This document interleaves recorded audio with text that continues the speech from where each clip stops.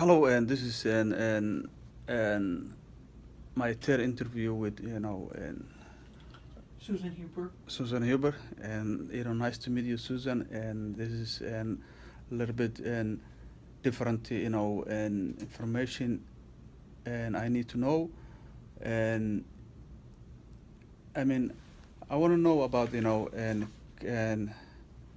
and how's your generic and or environment opportunity you have when you are growing up and help you to deal your life challenge.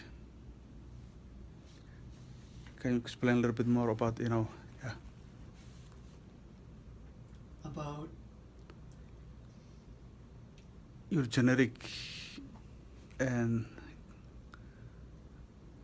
inheritance? okay, so I take after my father almost 100%. Okay, I look nothing like my mother. okay,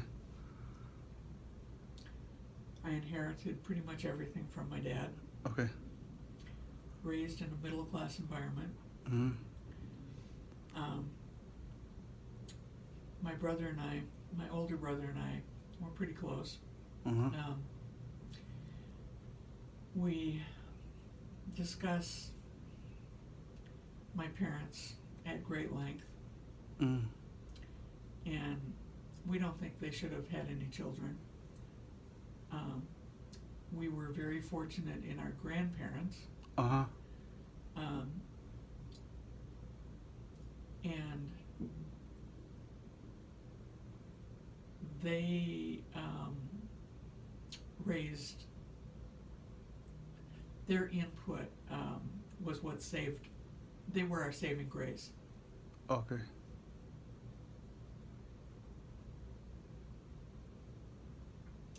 Their input was what made us into tolerably good adults. So grandparents, Our grandparents, their father side, mother side? both sides. Oh, okay. For me, it was primarily my father's side, but both sides, our grandparents were wonderful.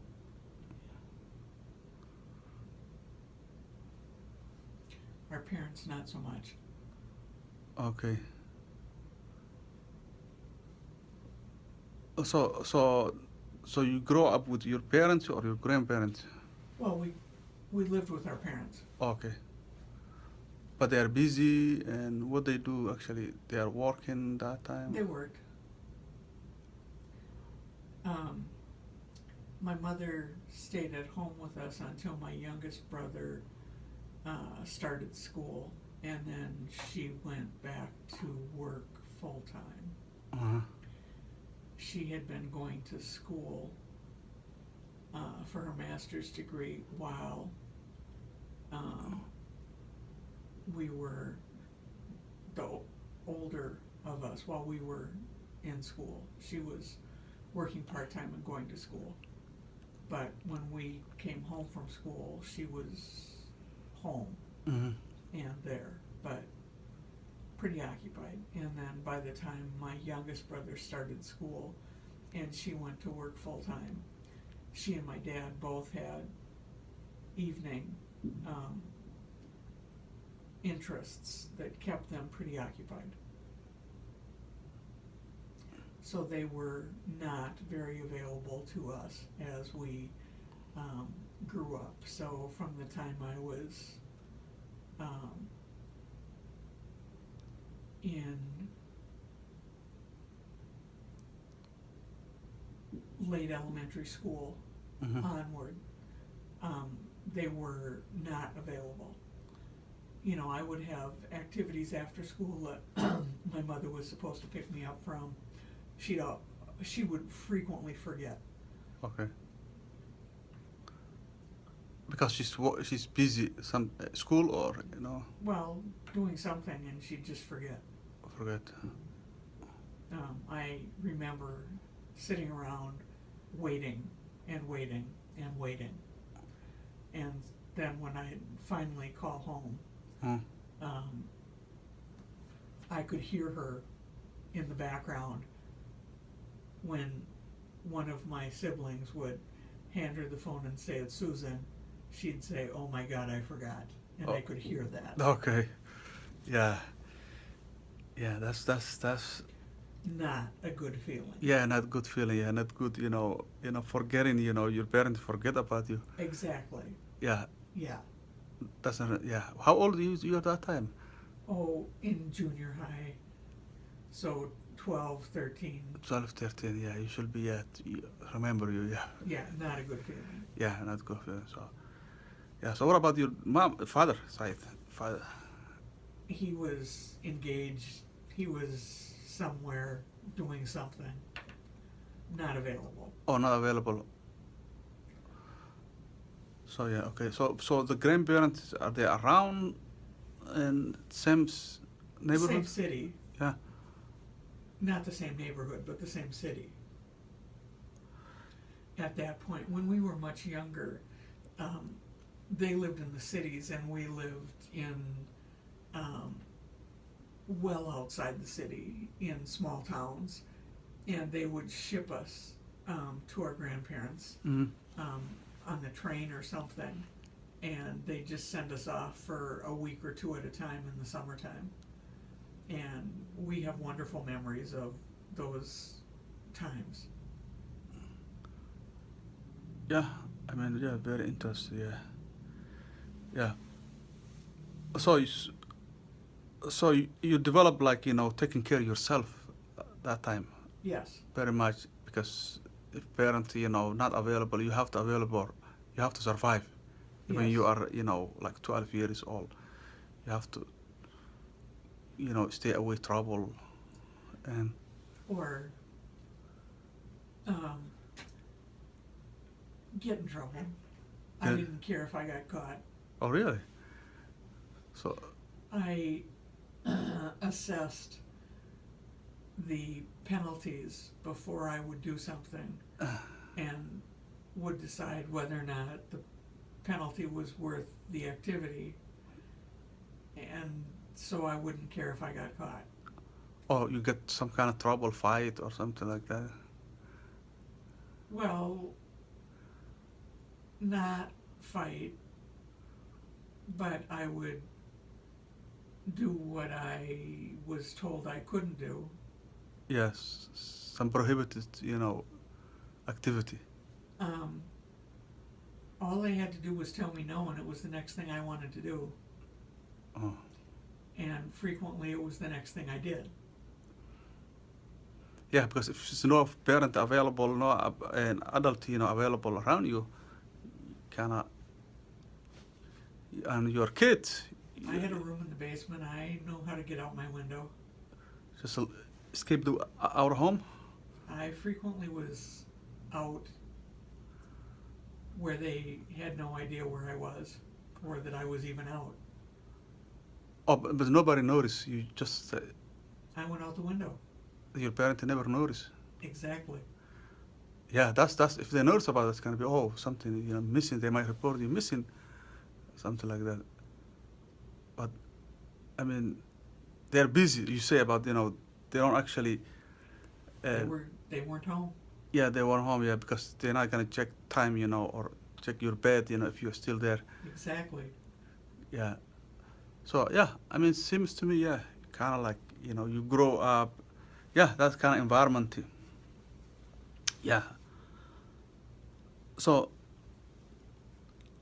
yeah, I mean, so how without supervision, and I mean how you deal actually your challenges you come up, you how you deal when challenges coming to you, something. Like, what, when I got caught? No, any challenge like and like work problem, and relationship problem, and how you gonna solve, you solve your own, or you actually consult other people. It depends on what the issue is. If it's something I can solve, I solve it. If it's something I think I might need some help with, I'll get help. But you most likely, I'm pretty independent, so yeah, chances are good I'll solve it. Yeah, probably yes. Like how you gonna rate solving problem like in 0 to 5. 0 means and you. I mean you're gonna and consult people, and 5 you don't want to consult anybody. How you gonna rate yourself when problem coming today? Like something happened, you don't know what to do, but how you gonna solve that kind of problem? I'll figure it out. Like 4, 5, Five, four or 5. five, yeah, right in that neighborhood. Yeah, you don't want to nobody and I'd prefer not to. yeah, seems to me. Yeah, seems to me. Yeah, that you like to solve problem your own first, and then so you think you do you ever encounter the problem you cannot solve? Yeah. Like what kind of problem actually? Um,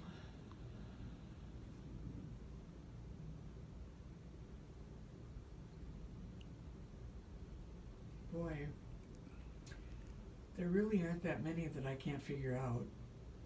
Like one problem you think about, oh, it's very tough to solve myself. I have to have counseling or friend or somebody.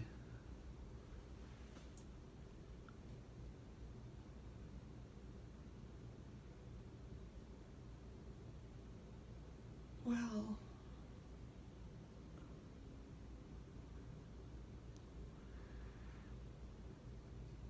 um, yeah.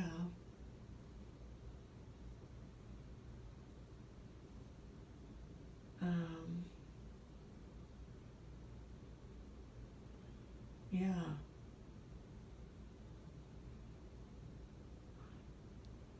There have been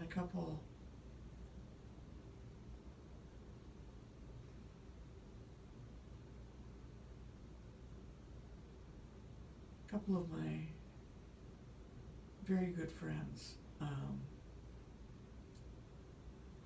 had health issues Mm-hmm.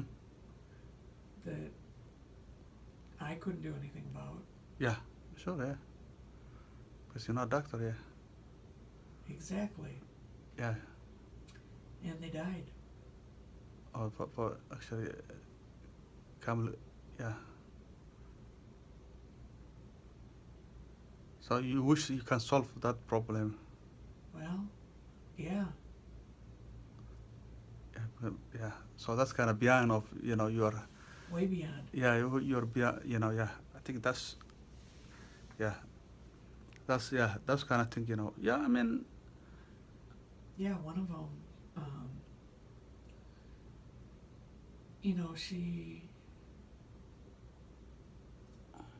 she did really well for herself, and she was a nurse. mm, Um, well, she was a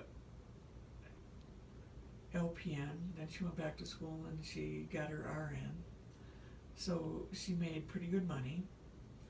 She got married to a guy who made good money, but I didn't like him. oh But her choice. So, we saw each other every once in a while. When I was in town, we'd get together. And then she discovered she'd made a mistake with the guy. So she got a divorce. mm, But in the meantime, she had an issue with drugs. oh Yeah, she had a health issue. She got hurt, addiction. and she got addicted to the painkillers that they put her on. Yeah, medication, yeah. Yeah. What kind of opioid, painkiller? Yeah. Um, if I think about it long enough, I could tell you what it was. Because it was something that I took at one point in time. Hexaquinon. Oh, So opioid, yeah, probably in no, it pain was a medication. synthetic. Oh, synthetic. Uh, it had come to me if I think about it long enough. But yeah, because she actually